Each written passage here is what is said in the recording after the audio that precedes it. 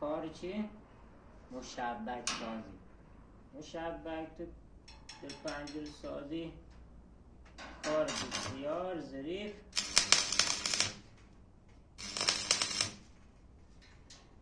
خیلی هم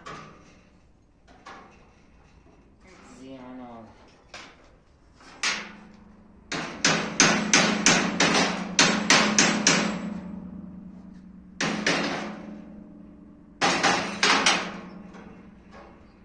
خیلی باید خیلی میکنه.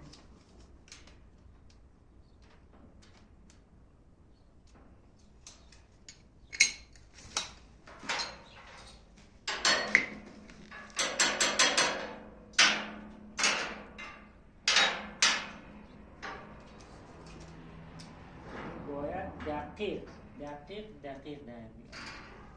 اطلاع دقیق باید در بیاد که اگر حتی یه می اینور اونور بشه کار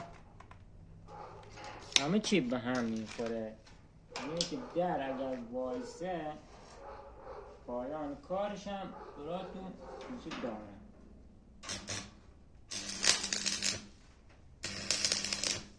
از روی در این فیلمویه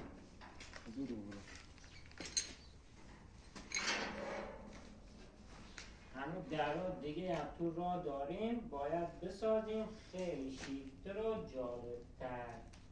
اگر کسی دوست داشت ما در خدمتیم. در خدمت تمام دوستان مشتریان عزیز هستیم. سیار به پنجره سیار هم میسازیم.